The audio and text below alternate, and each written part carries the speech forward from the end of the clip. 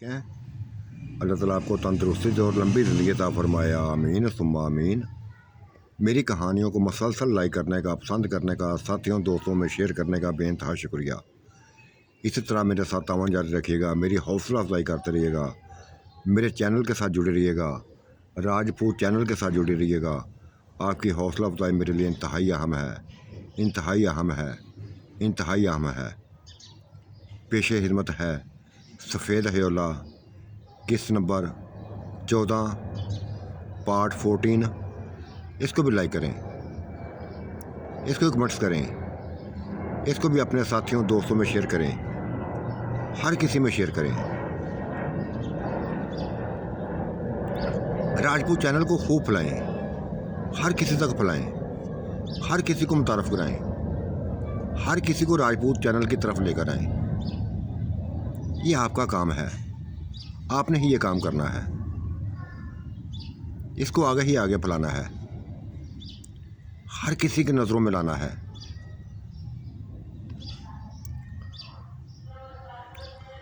वो बेहतरीन आंखों से अपने बिस्तर में घुटनों में सर्दी हुए रोती जा रही थी, रोती जा रही थी। बच्चा अफवाह हो गया था, नाराज़ हो गया था, उससे बर्दाश्त नहीं कर सका था, उसको उसी के हामद के साथ बर्दाश्त नहीं कर सका था,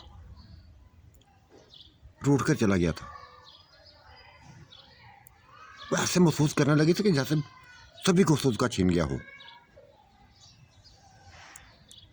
बच्चे से बेइंतहा प्यार होने लगा था, उसको बेइंतहा प्यार होने लगा था।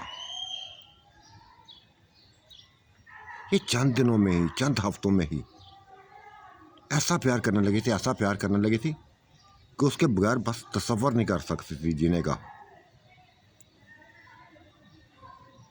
वो एक ही उसकी ख्वाहिश होती थी, एक ही कोशिश होती थी, एक ही उसकी तमन्ना होती थी कि वो बच्चा हर वक्त उसकी नज़रों के सामने रहे, हर वक्त उसके सामने में रहो, नज़रों के सामने रहे। करता भी ऐसा था, करता भी ऐसा था। अगर घर में होता तो बस आगे पीछे घूमता रहता, उसके करीब ना होता था, दूर ही घूमता रहता, उसकी नज़रों के सामने घूमता रहता। अगर बाहर बागात में चले जाते तो उधर भी ऐसा करता था। वो भी ऐसे चाहता था, बच्चा भी, कि ये गुल बानो की माँ उसी के सामने रहे। शायद उसको भी प्यार होने लगा था, शायद वो भी प्यार करने लगा था। एक मासूम बच्चे का प्यार एक बूढ़ी औरत के साथ,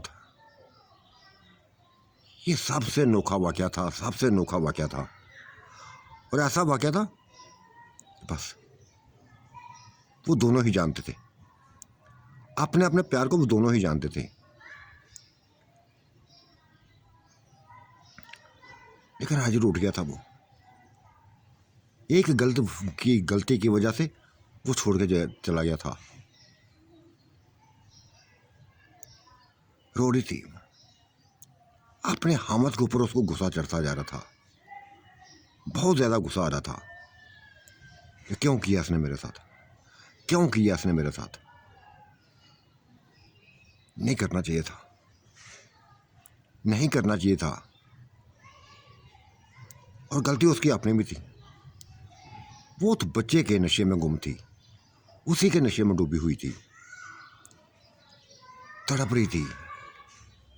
वो ना दिखाई देने वाला वो मासूम बच्चा जो उसके करीबी था, उसके पहलू में था, हामा ने तड़पते हुए देख लिया था। ऐसा दिखा था कि जैसे उसको उसकी ज़रूरत है, करीब हो गया था। जो कुछ हुआ था बच्चा देखता रहा था, बच्चा देखता रहा था। जब हामद बाहर निकला तब ये कहा गया था कि आंटी बेइंतहा दुख दिया तुमने, बेइंतहा दुख दिया है, ऐसा दुख दिया है कि ये मंजर को मैं कभी नहीं भुला सकूंगा, कभी नहीं भूल पाऊंगा। आपने मेरे दिल को तोड़ा है, मुझे जख्म दिया है। क्या के चला गया था।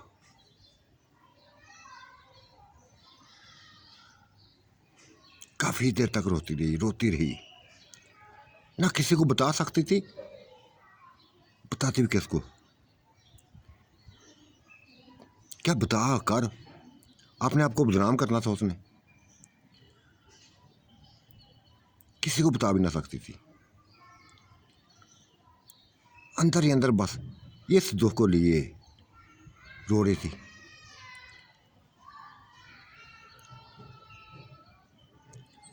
फिर वॉशरूम में चली गई, नहाई थी।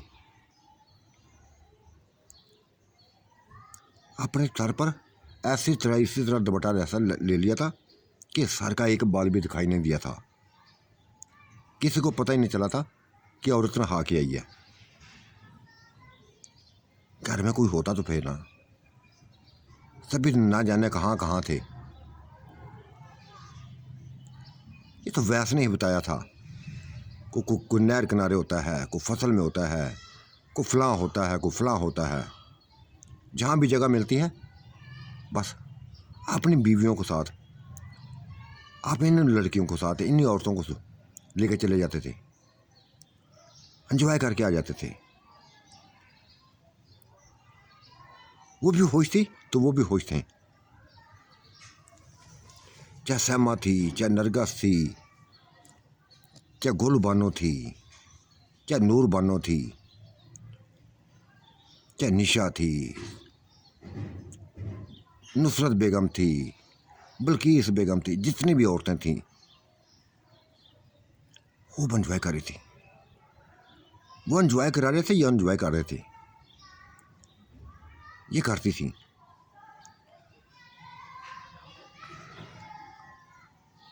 एक उदास तो आज थी, सिर्फ गुलबानो की माँ थी। कुछ भी इसको दिखाई नहीं दे रहा था। वो बच्चा नज़र नहीं आ रहा था तो इसकी हालत बिगड़ती जा रही थी। अपने आप पे गुस्सा आ रहा था, दिल चाहता था कि अपने आप को अपना सर फाड़ दे, अपना सर फाड़ दे, दीवारों से टकरे मारें। क्या करें, कोई समझ नहीं आ रही थी। कभी इधर देख, कभी उधर देख, कभी कमाद में देख, कभी पीपल के दरख्त के देख, हर तरफ देखती थी। कहीं भी नहीं दिखाई देता, कहीं भी दिखाई नहीं देता था। फिर एक एक करके औरतें घर की आने लगी थी। दोनों फूफियाँ अपने कमरों से निकल आई थीं, चाची भी अपने कमरे से निकल आई थी, मामियाँ में निकल आई थी, इकट्ठी हो गई थी। वॉशरूम में गई थी बारी बारी, हर कोई बारी बारी वॉशरूम में गई थी, फ्रेश होकर निकली थी। और फिर गुलबानो की माँ के साथ काम करने लगी थी। पूछा था कि बच्चा कहाँ है, आज बच्चा कहाँ है। बहुत बहुत लजीज खाना बनाता, नाश्ता बनाता है, खाना बनाता है, वो किधर है। मुझे क्या पता यार, मुझे क्या पता किधर है। मैं तो यूँ समझी कि तुम लोगों के पास है, तुम लोगों के पास है। नहीं, हमारे पास नहीं था, हमारे पास नहीं है। अगर तुम्हारे पास नहीं फिर किधर गया है, किधर गया है।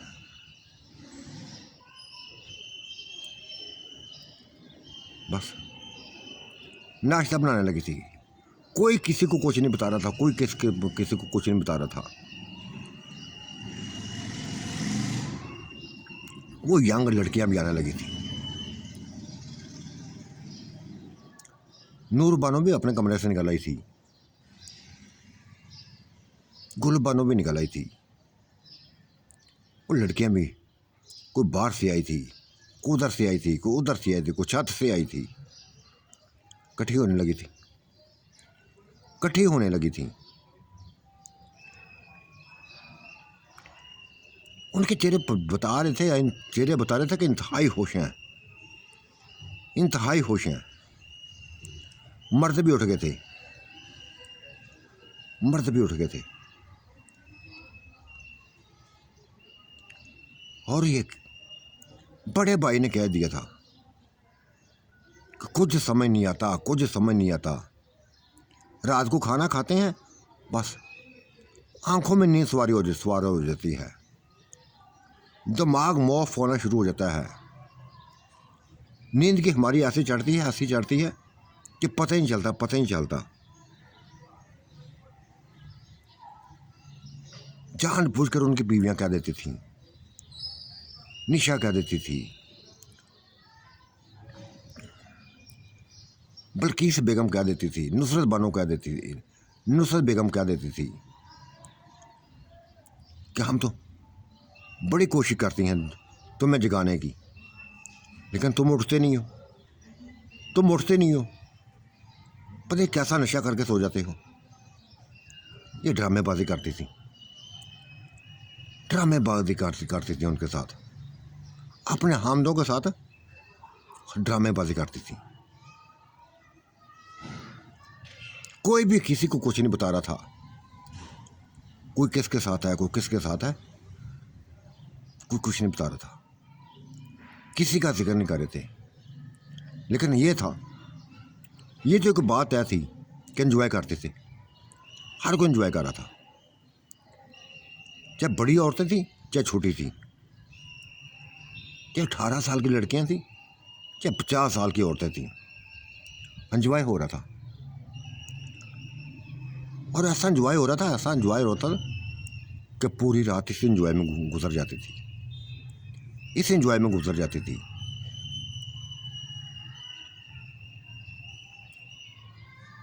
किसी ने मुंह धोया, कोई नहाया, किसी ने कुछ किया, किसी कुछ किया, सभी खाने लगे थे, खाना सभी नाश्ते पे टेबल पे आ गए थे।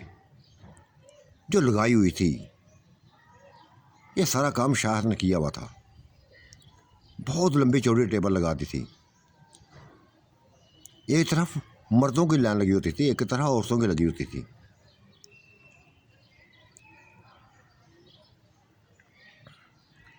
नाश्ता हुआ था, लेकिन बेचैनी थी तो सिर्फ नुसरत बानो की माँ की थी, अंदर थी।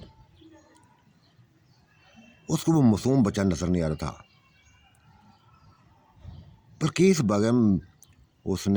बेगम ने पूछ लिया था, गुल बानो ने पूछा था कि वो किधर है, वैस किधर है, वो दिखाई नहीं दे रहा, वो दिखाई नहीं दे रहा। उसकी बातें सुनने का इतना मज़ा आता है, इतना मज़ा आता है, बड़ी मीठी मीठी बातें करता है, हंसी मजाक वाली बातें करता है, सबसे छोटा है। किधर गया है, वो किधर गया है?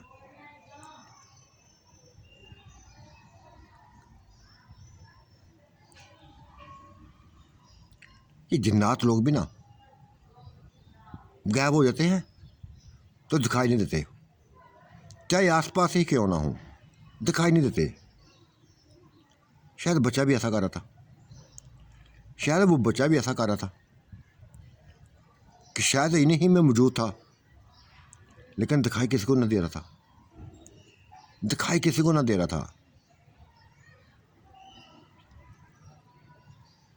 माँ ने तो अपना सार बांध लिया था, बहाने से सर दर्द का बहाना बना लिया था कि मेरा सर चकरा रहा है, समझ नहीं आ रही क्यों चकरा रहा है। ये सिर्फ उस बच्चे की वजह से हुआ था, फैस की वजह से हुआ था। न खाना खा रही थी न कुछ खा रही थी,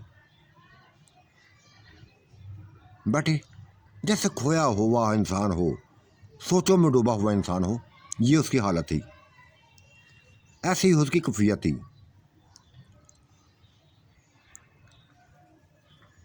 गोलू बानो ने पूछ लिया, माँ क्या हुआ? हाँ, हाथ से बढ़कर परेशान हो, हाथ से बढ़कर परेशान हो। बेटा बताया ना कि सर में शदीद दर्द है, सर में शदीद दर्द है।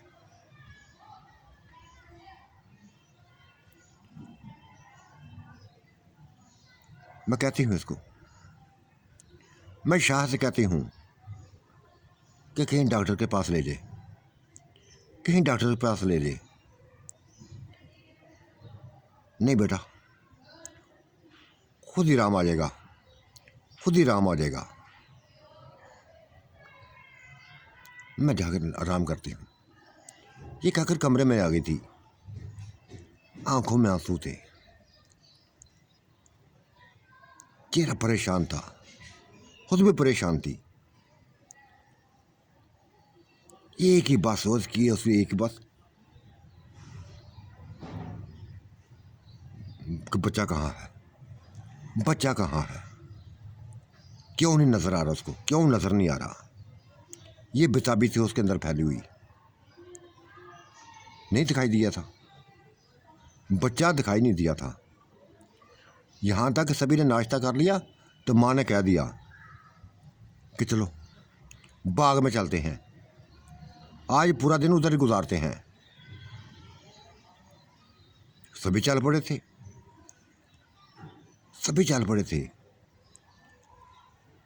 सारे मर्द चले गए थे, औरतें चली गई थीं, और वो साए, लहराते हुए साए, वो भी उधर पहुंच गए थे, वो भी उधर पहुंच गए थे।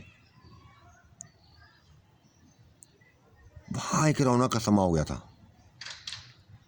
एक दरख्त के कोने, एक दरख्त के साथ टेक लगाए हुए बच्चा नजर आया था, वो वैसे नजर आया था। देखो, ये इधर खड़ा है, इधर बैठा हुआ है। हम घर में तलाश कर रही हैं, ये इधर बैठा हुआ है। बस पकड़ लिया था गोलबानों ने। बेटा कहाँ गए थे, कहाँ गए थे, क्यों नाश्ता नहीं करने आए, क्या हुआ तुम्हें, क्यों परेशान हो।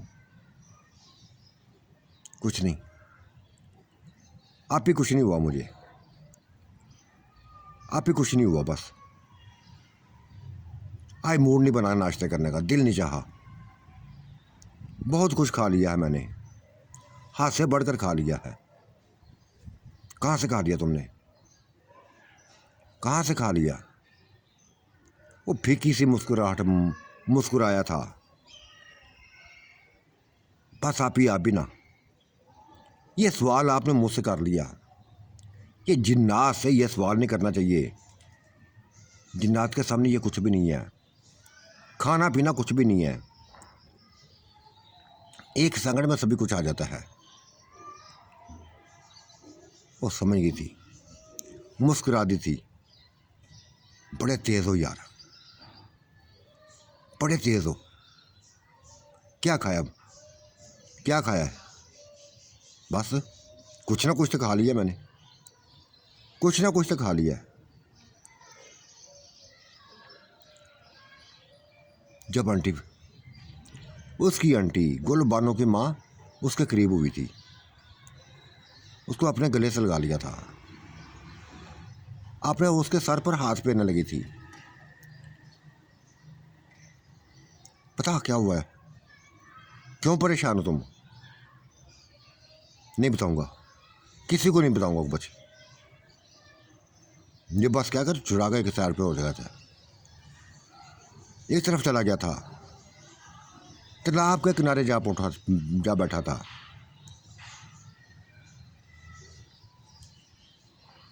लगता है ये बच्चा नाराज है, नाराज है। माँ तुमने कुछ कहा है इसको। बेटा मैंने क्या कहना है इसको,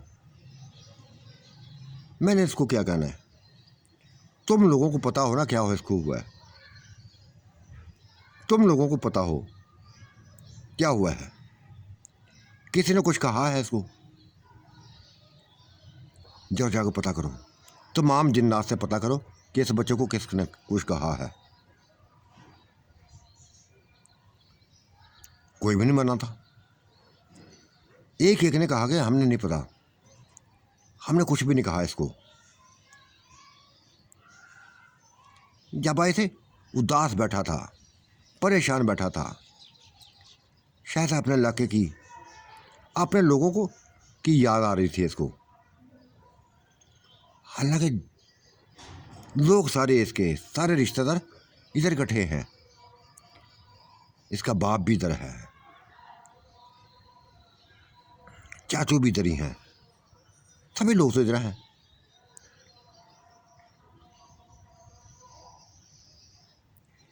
हर कोई कोशिश कर रहा था उसको मनाने की, हर कोई कोशिश कर रहा था मनाने की। तब उसने क्या दिया था, अभी मैं किसी से नाराज नहीं हूं, अभी मैं किसी से नाराज नहीं हूं,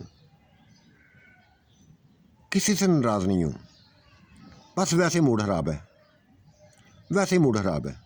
क्यों खराब है ये तो तुम पूछना चाहते हैं ना, क्यों खराब है? हमारी जान को क्या हुआ है? गोलू बानो बस उसके पागल थी, सबसे ज़्यादा वही प्यार कर रही थी। बता बता कासम क्या हुआ है, बता। देखो उसका मैं सार फाड़ दूंगी, इसी डंडे के साथ मारती रहूंगी, वो मारूंगी। बता किसने किया, किसने कहा तुम्हें कुछ? वो हंसा था, मुस्कुराया था। आप ही कुछ, किसी ने कुछ नहीं, मुझे किसी ने कुछ क्या कहना है, मुझे किसी ने कुछ नहीं कहा, ना कोई कह सकता है। फिर हंसी मजाक करने लगा था, हर किसी के साथ हंसी मजाक करने लगा था, चाहे फूफियाँ थी, चाहे चाची थी, चाहे मामियाँ थी, चाहे कज़नें थीं, चाहे नूर बानो थी, चाहे सबा थी, हर किसी के साथ मजाक करने लगा था, हंसी मजाक करने लगा था। शुक्र किया था कि उसके चेहरे पर रौनक आई थी। इतनी तेज़ी से काम होता जा रहा था, इतनी तेज़ी से काम होता जा रहा था कि मकानों के प्लस्तर हो गए थे, प्लस्तर हो गए थे, और एक दो दिन तक सफेदियाँ शुरू कर देनी थी। माँ ने तो कह दिया था कि मेरा दिल नहीं चाहता वापस घर जाने को, इतना अच्छा माहौल है इधर, इतना अच्छा माहौल है, बाग ही बाग हैं, हर तरफ बाग ही बाग हैं, खूबसूरत तरीन कोठियाँ हैं। बस आज के बाद अपनी रिहाइश इधर कर लेते हैं, इधर ही अपनी रिहाइश रख लेते हैं, यहाँ ही खाने पीने का इंतज़ाम कर लेते हैं। किसी को कोई इतराज़ ना हुआ था, किसी को कोई इतराज़ नहीं हुआ था। बेड थे, सोफा था,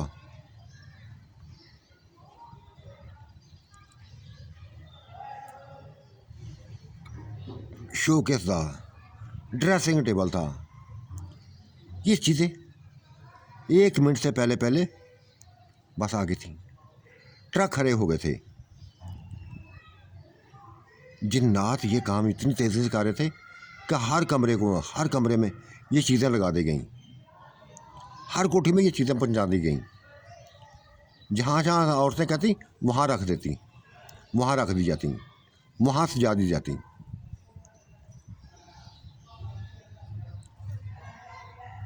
बस आज रात इधर गुजारनी थी, यूँ समझ लो को उस घर को छोड़ दिया था सभी ने। सारे भाई भी होश थे, सारे कज़न भी होश थे, लेकिन एक बात की थी उन्होंने, बड़े भाई ने एक बात की थी, ये किसी और से बात ना की थी, सिर्फ शाहद से बात की थी कि देखो शाहद, हम इंसानों में सिर्फ तुम ही एक हो जिसको हम अपना समझते हैं, बाकी किसी को इतने हमारे साथ के हमारी औरतों के साथ इतना फ्री ना करो, किसी को इतना फ्री ना करो। ये तुम्हारे ऊपर है, तुम सभी को लेकर चलते हो और सभी से ताकतवर हो, सभी से ताकतवर हो। ये तुम्हारे जैसा जिस्म लेकर आए थे, लेकिन चंद दिनों के अंदर वो जिस्म ख़त्म कर देते, ख़त्म हो गए थे, खुद ही ख़त्म हो गए थे। तुम्हारा जिस्म वैसे का वैसा है, ताकतवर, बेइंतहा खूबसूरत। बस एक ही बस हमारा काम है, एक ही ख्वाहिश है कि हमारी फैमिली में, हमारी औरतों में हमारे ही मर्द रहे। कोई साया इनके करीब ना आए। क्या दिया था उसने सभी को? भाई आपकी बात दुरुस्त है, ऐसा ही होगा। बस ये सफ़ेदियों को काम मुकम्मल हो जाएगा ना, फिर कोई साया नज़र नहीं आएगा, कोई साया नज़र नहीं आएगा। तसल्ली दे दी थी उसने, ये झूठी तसल्ली दी थी और सभी सायों को इकट्ठा करके बस बता दिया था कि कंजरों, बगैर तो हर किसी में ऐसे बस फ्री हो जाते, ऐसे किसी के फ्री हो जाते हो, तुम इन मर्दों को नहीं जानते। ये सारे शक्की मिजाज हैं। जब तुम्हारे साथ उनको बातें करते देखते हैं ना, तो मैं नहीं चाहता कि इनकी तलाक़ें हों। देखो, रात तुम्हारी इनके साथ ही गुजरती है, गुजरती रहेगी। लेकिन अब ज़ार ना होना, किसी पर ज़ार ना करना अपने आप को। बस साए बन के आस पास रहना, जो दिल करता करना, मर्दों को नज़र नहीं आना।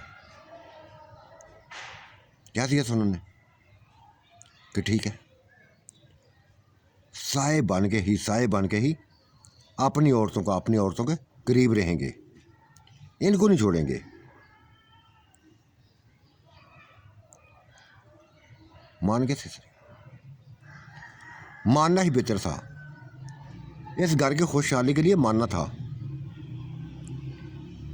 मान गए थे। पूरा देरों बाग में ही, कोठियों में ही इंजॉय हुआ था। खाने पीने चले थे, फ्रूट चले थे, हर किस्म के फ्रूट चले थे, रंग रंग के मेवा जा चले थे, मूंगफली चली थी, चलगोजे चले थे। हर किसी की जो ख्वाहिश थी मिलता जा रहा था।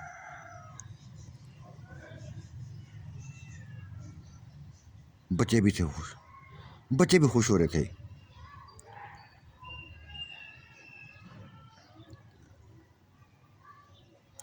रात हुई, खाना खाया, सभी ने मिलकर खाना खिलाया था। ये सारा काम माँ ने किया था। माँ ने खाना बस बना के दे दिया था, बनाया ना था उसने, बस डाल के दे रही थी। आज किसी को डाल के दे रही थी माँ। मेहमान नवाजी कर रही थी सभी की। ये काम उसने, माँ ने अपने ज़िम्मे लिया था या फिर गोलू बानो ने ले लिया था। हर किसी का ध्यान रखती थी। फिर वैसा ही हुआ जैसे पहले होता था। खाना खाने के बाद जैसे उनके अंदर मर्दों में, जितने मर्द थे, नींद की हमारी चढ़ने लगी थी। आधी रात से कबल ही सोने लगे थे और उनकी औरतें इसी इंतज़ार में थी कि ये सोएं तो हम एंजॉय करें अपने साथियों के साथ। डूब के थे गहरी नींद में। वो डूबे थे तो साए सामने आ गए थे। हर किसी का पसंदीदा साया, महबूब साया उनके करीब था।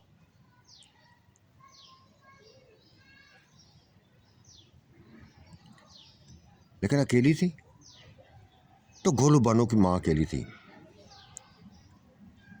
अभी तक राहें देख रही थी, अपने शहजादे की, उस बच्चे की राहें देख रही थी। आ गया था वो भी। महसूस किया था कि जैसे उसके पेट पे कोई अपना सार रखे लेट गया हो। रोई भी थी, तरस भी आया था उसको। उसके सर पर, उसके बालों पर हाथ फेरने लगी थी, प्यार से वह हाथ फेरने लगी, रोती जा रही थी।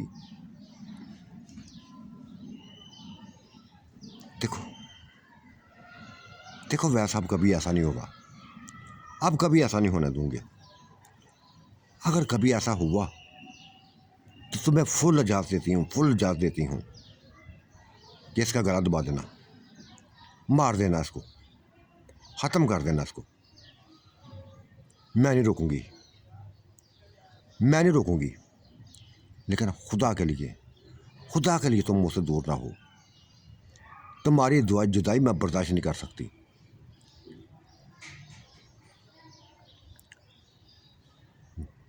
नहीं बोलना, बस मुझे आपसे नहीं बोलना। वो उसके जिस्म के साथ खेल भी रहा था, इनकार भी कर रहा था, इनकार भी कर रहा था। वो धीरे से मुस्कुरा भी रही थी, उसकी हरकतों से मुस्कुरा भी रही थी, जो वो कर रहा था मुस्कुरा भी रही थी, महसूस कर रही थी, महसूस कर रही थी कि वो भी बच्चा इसके बगैर नहीं रह सकता, वैसे भी उसके बगैर जैसे नहीं रह सकता। खेलता रहा था, जिस्म के साथ खेलता रहा था, फिर डुबो लिया था उसने, बच्चे ने अपने आप में। दोनों डूब गए थे, एक दूसरे में डूब गए थे, डुबो के रखा था। जब तक आंटी का दिल चाहा था, डुबोए रखा था। जब थक गई तो कह दिया, अब बस कर, बस लेट जा मेरे साथ। नहीं लेटना मुझे नहीं लेटना आपके साथ, मुझे नहीं लेटना।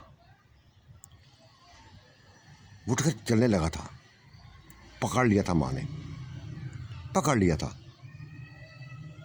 नाराज है मुझसे, देख सभी कुछ तो हो गया है। मैंने कह दिया ना तुम्हें कि जिसको भी दिल चाहेगा, जिसको दिल चाहेगा, चाहे जान से मार देना।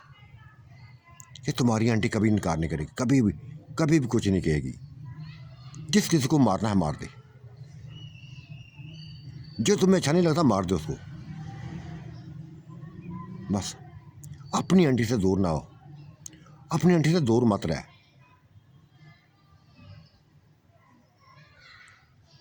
आंटी ने खींच के गले से लगा लिया था उसको, जोर से लगा लिया था, नहीं जाने दिया था। वो उस वक्त तक ना छोड़ा था जब तक बच्चा रजामंद ना हो गया था, राजी ना हो गया था। जब राजी हुआ तो फिर ऐसा प्यार करने लगा था, ऐसा प्यार करने लगा था जो उसकी सोच में भी था, जो उसकी सोच में भी ना था। ऐसा डुबोया था, ऐसा डुबोया था। कभी किसी अंदाज में पकड़ता, कभी किसी अंदाज में पकड़ता, कभी किसी अंदाज में पकड़ता। जैसे जैसे वो कहता वो करती। एंजॉय कर रहे थे, फुल एंजॉय किया था।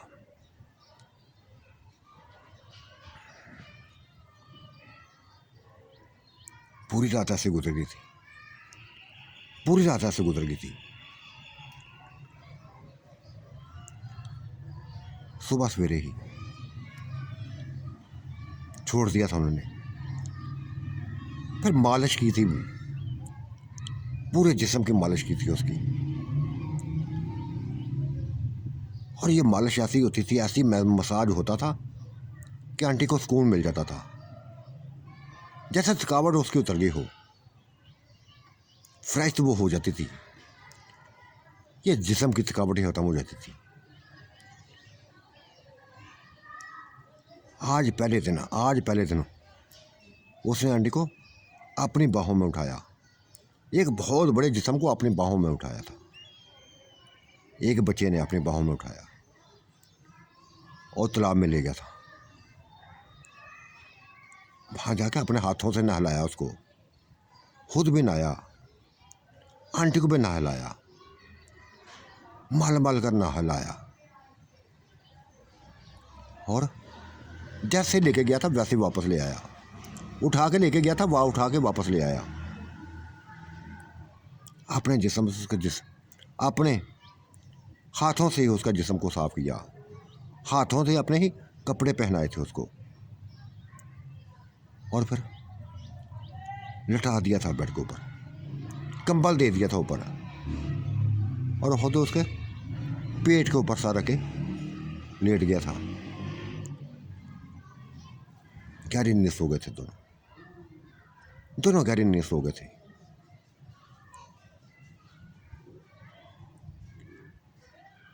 देखना, जब वो सोया था तो वो एक साया की शक्ल में आ गया था, ना दिखाई देने वाला साया, ताकि उसका अगर हामिद उठा भी या कोई भी आ जाए देख ना पाए। हाय समझदार बच्चा था वो, हर चीज़ को समझता था, एक एक बात को समझता था।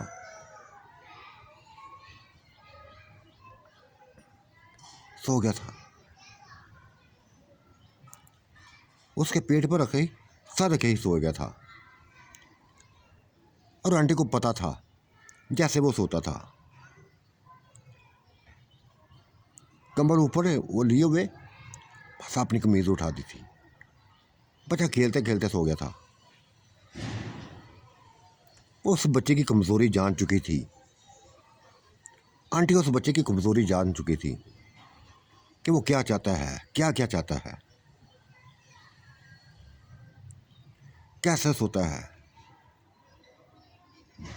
आज पुरसकून थी वो, आज पुरसकून थी। बच्चा सो गया था, वो उसके सर पर हाथ फेरती थी, उसके बालों पर, लंबे बालों पर हाथ फेरती रही थी। किस चाहता था कि बस चूमती जाए उसको, बच्चे को चूमती जाए। क्या हो गया था उसको, एक बूढ़ी औरत को क्या हो गया था, वो खुद भी सोच रही थी, खुद भी सोच रही थी।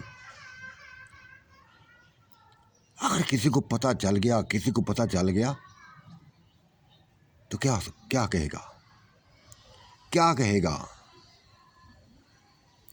ये बातें बस अकेलेपन में सोचती थी।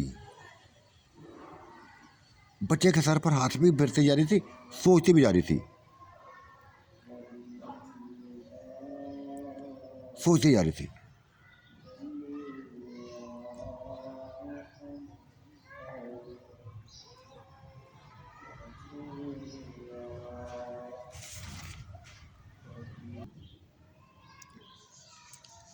देखो नूर आलम, ये फूफी ने लफ्ज़ बोला था, अपने साय से लफ्ज़ बोला था, अपनी उम्र के वो जिन के साथ को लफ्ज़ बोला था। देखो ये बड़ी फूफी थी, उसने लफ्ज़ बोला था, कहने लगी बस बेइंतहा सुकून मिलता है तुमसे, मिल बेइंतहा सुकून देते हो, हाथ से बढ़ सुकून देते हो, मेरी सोच से बढ़कर सुकून देते हो, और मैं ऐसे ही रसवा नहीं होना चाहती, बदनाम नहीं होना चाहती। बस कोई ऐसा खेल खेलो, कोई ऐसा खेल खेलो कि ये बंदा मुझे छोड़ दे, ये बंदा मुझे छोड़ दे। ज़िंदगी इसके साथ गुजरी, बेकार गुजरी है। चंद हफ्ते तुम्हारे साथ गुजरे तो सुकून मिला है। बस जान छुड़ाओ मेरी, इससे मेरी जान छुड़ाओ। वो लिपट के उसे रोती रही, यही फरियाद करती रही थी कि मेरी जान छुड़ाओ, हमेशा हमेशा के लिए मुझे अपना लो, मैं तुम्हारी बनना चाहती हूँ, सिर्फ तुम्हारी बनना चाहती हूँ। दूसरी पुप्पी ने भी कह दिया था, उसने भी अपने सह से कह दिया था, देखो इलमदीन वो भी उसकी एज का था, वो भी इसी का एज का था, 50 साल का। क्या दिया था जो लफ्ज़ शायद उन्होंने आपस में प्रोग्राम बना के ये लफ्ज़ बोले थे, एक दूसरे के राय से ये लफ्ज़ बोल रही थी, उसने वैसे लफ्ज़ बोले थे कि हमें छुटकारा दो, हमेशा के लिए अपना बनाओ, ताकि खुल खिला के तुमसे मिल सकें, बगैर खौफ के मिल सकें। अब देखो ये कब तक ऐसा चलेगा? वो करीब पड़े होते हैं, हम एंजॉय कर रहे होते हैं। किसी वक्त भी उनकी आँख खुल सकती है, किसी भी वक्त देख सकते हैं, वो कुछ भी कर सकते हैं। और मैं जानती हूँ इनकी आदतों को, होता है इससे कुछ भी नहीं है, लेकिन औरतों को मारने पीटने में हद से बढ़कर तेज हैं, हद से बढ़कर तेज हैं। औरतों को मुतमईन नहीं कर सकते जैसे तुम नहीं करते, जैसे तुम करते हो। तुम्हारे अंदर हमारा सुकून है, बेइंतहा सुकून है, हाथ से बढ़ सुकून है। ये लफ्ज़ चाची ने बोले थे, ये लफ्ज़ चाची ने बोले थे, अपने साथी जिनसे बोले थे, अपने पसंद के साथी से बोले थे कि मुझे बस छुटकारा चाहिए, छुटकारा चाहिए, बाकी मैं काम सामने संभाल लूँगी, बाकी तुम्हारी बनना ये मेरा काम है, मैं खुद ही बन जाऊँगी, बस इसको मार दो, इसको मैं तो कहती मार ही दो इसको। अगर ये बस फ़र्क नहीं करता मुझे, ख़त्म कर दो इसको। नहीं रहना चाहती इसके मैं साथ, नहीं रहना चाहती।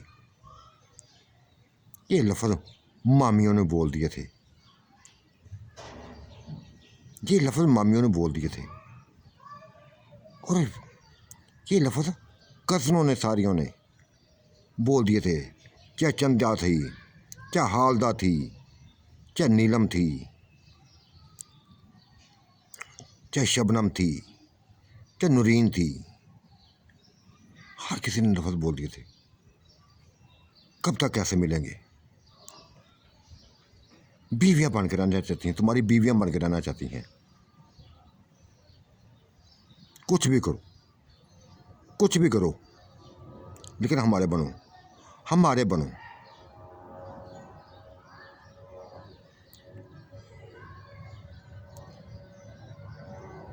दूसरे दिन रात बीत गई, दूसरे दिन सारे जिन्नात इकट्ठे हो गए थे और एक ही फैसला किया था कि क्या करना है इन औरतों को। एक ने तो कह दिया था कि उसको अपनाने के लिए मैं बल्कीस बेगम को अपनाने के लिए कुछ भी कर सकता हूँ। ये वही था, ये वही था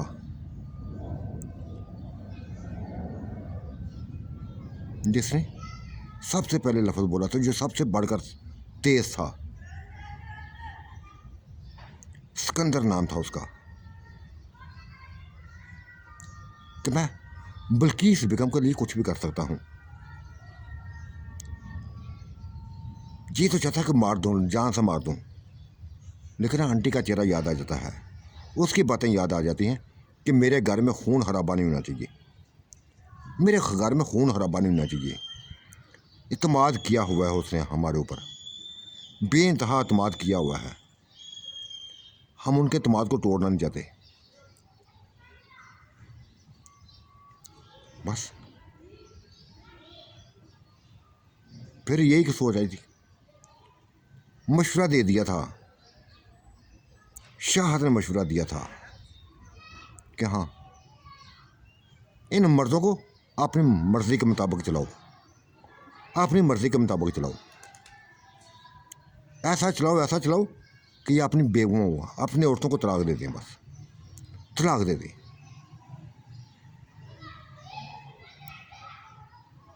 ये ऐसा मशवरा था जो सभी ने पसंद किया था, और पर सारे उनके जिस्मों में जैसे घुस गए थे, वो साए बने हुए उनके अंदर जा घुसे थे। कोई बहकी बहकी बातें करने लगा था, कुछ करने लगा था, मार पीटना करना शुरू करने लगा था, अपनी बेगमों से बस लड़ता रहना लगा था, किसी न किसी बहाने से लड़ने लगा था। चाहे वो चाचा था, चाहे वो ताया था, चाहे मामा था, चाहे कज़न थे, किसी न किसी बहाने से लड़ने लगे थे। ऐसा लड़ने लगे थे, ऐसा लड़ने लगे थे कि बस हद पार कर दी थी। चाचा ने तो अपनी बेगम को तलाक तक दे दी थी, जज्बात में, गुस्से की हालत में। नहीं समझ आ रही थी उसको क्या कर रहा है वो, लेकिन तलाक दे दी थी। दूसरे तीसरे दिन मामे ने तलाक दे दी थी, दूसरे मामे ने तलाक दे दी थी। और फिर एक एक करके सभी बस ऐसे होते लगे जैसे दिमाग उनके हिल गए थे, दिमाग ख़राब हो गए थे। नुसरत बेगम को तलाक मिल गई। उफ, ये सभी के लिए दचका था, एक गुल बानो के लिए खास कर दचका था। पहले बेदर्दी के साथ मारा उसको, फिर तलाक दे दी। क्यों मारा था किसी के समझ में कुछ ना था। हाँ, एक बात ज़रूर उनके ज़हन में आई थी कि शायद इसने देख लिया, जिनके साथ देख लिया हो तभी मारा हो। और शायद फूफियों को भी जिन्नात के साथ देख लिया हो, उनको भी तलाक़ें मिली हैं, उनको भी मारे पड़ी हैं। हर किसी को मार पड़ी थी, हर किसी को मार पड़ी थी। हर मार के बाद तलाक दे दी थी, तलाक होती थी। इतनी तलाक़ें हो गई थी कि गुल बानो का बाप बर्दाश्त ना कर सका था।